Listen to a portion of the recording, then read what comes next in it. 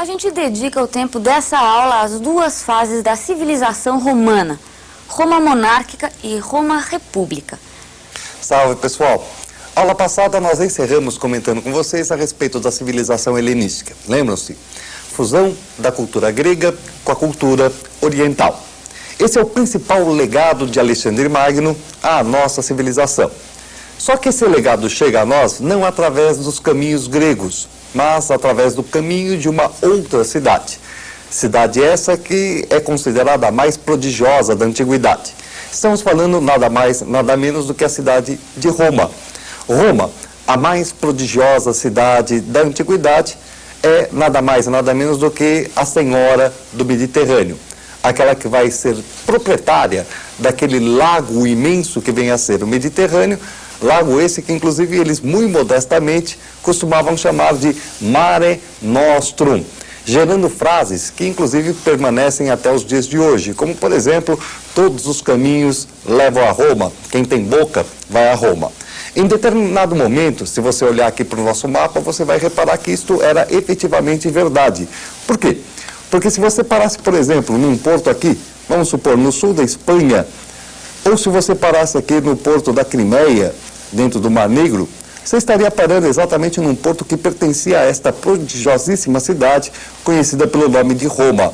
Cidade essa que fica aqui, ó, justamente no centro da Península Itálica, região esta que foi habitada, que foi povoada pelos latinos.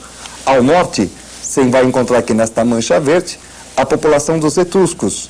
E ao sul, você vai encontrar os nossos velhos conhecidos dentro daquele conjunto de colônias que nós chamávamos de Magna Grécia. Então veja, gregos ao sul, latinos ou italiotas no centro, nesta região central, tá? São também indo-europeus ou arianos, assim como os primeiros gregos. E mais ao norte, você encontra os etruscos, que correspondem aos povos que vão povoar a Península Itálica na origem da sua história. Mas a história romana é uma história dividida em três etapas claramente marcadas. A primeira delas é exatamente a época monárquica, a segunda, a época republicana, e a terceira, a chamada época imperial. A primeira etapa da história de Roma, a época monárquica, perdão, é uma época muito pouco clara. Ela é envolta em lendas, é envolta em uma série de tradições, em histórias, que não nos interessam muito. Para nós, a época monárquica vai ter um rápido significado de sabermos como Roma se estruturou a nível de economia, sociedade e política.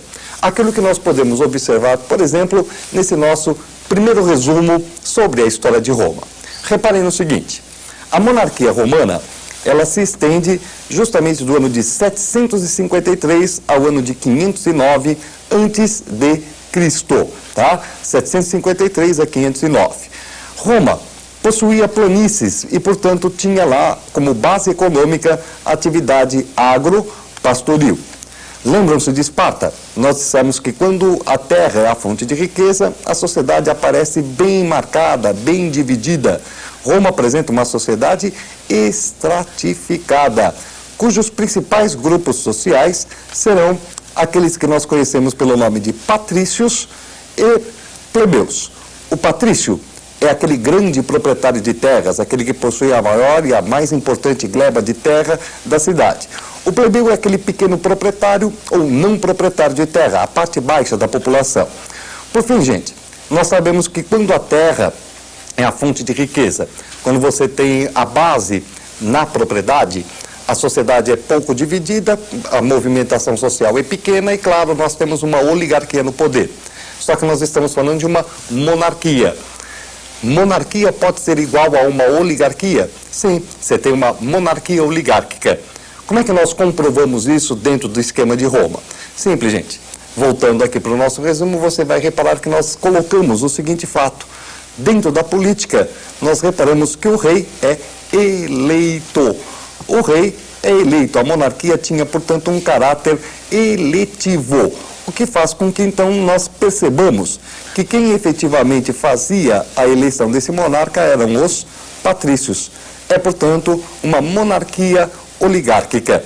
Essa monarquia, tanto é oligárquica que, de repente, a razão da sua queda está bem acentuada e bem marcada aqui por nós. O que vai marcar a queda da monarquia? Uma revolta dos patrícios contra uma tentativa de centralização, contra a tentativa de centralização do poder de um absolutismo por parte dos últimos reis de Roma, que, diga-se de passagem, eram de origem etrusca.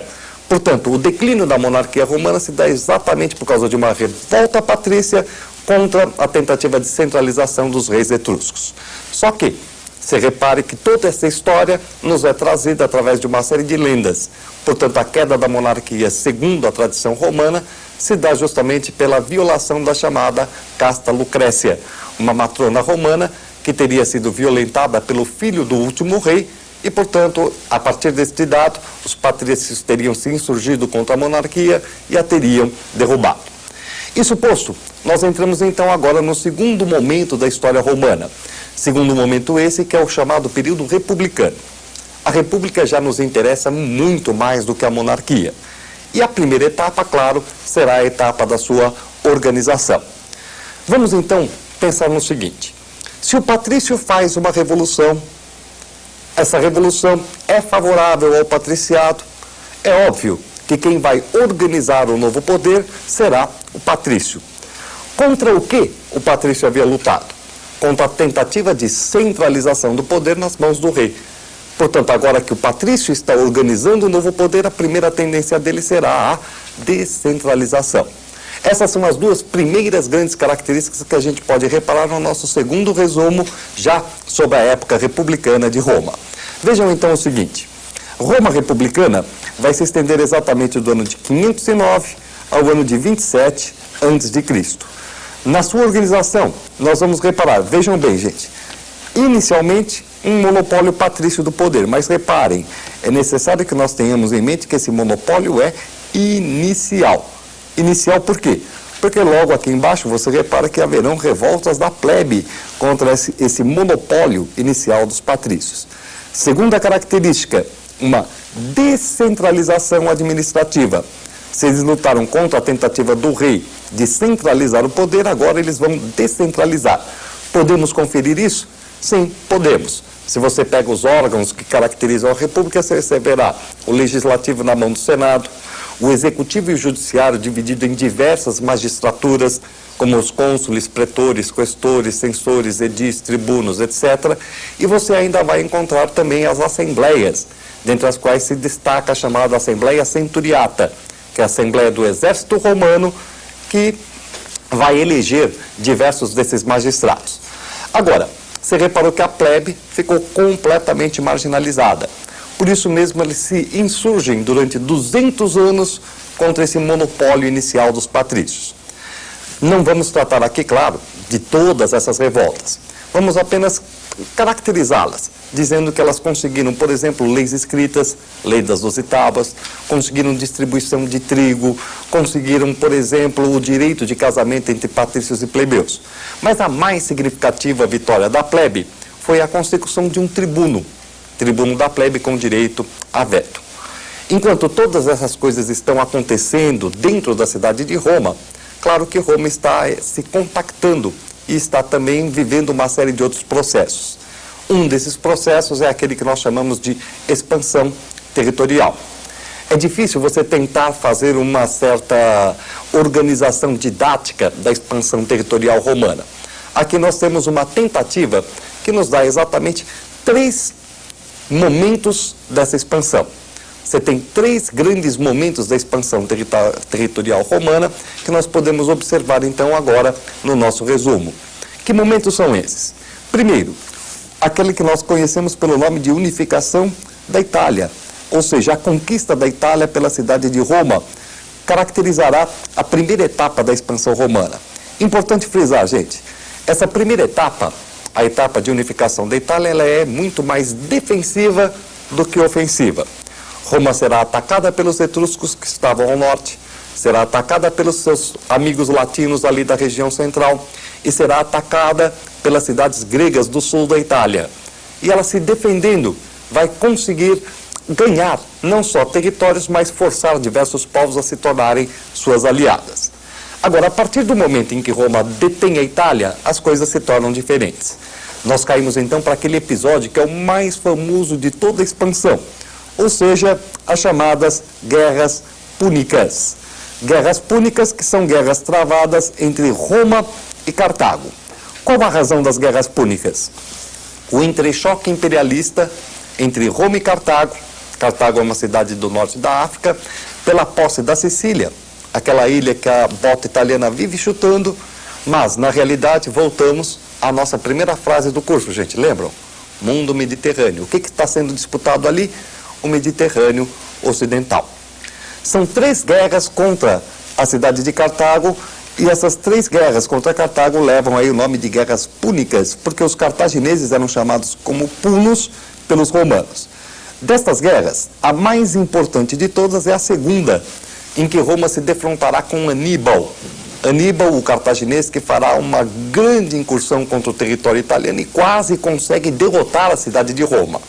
Só que Roma inverte a sua sorte, abandonando inclusive a sua própria cidade, abandonando a Itália, atacando Cartago no norte da África, onde os cartagineses, se vendo ameaçado pelas tropas romanas, pediram para que o Aníbal viesse em seu socorro e o Aníbal acabou sendo derrotado. Estrategicamente brilhante esta vitória romana deu a Roma o quê?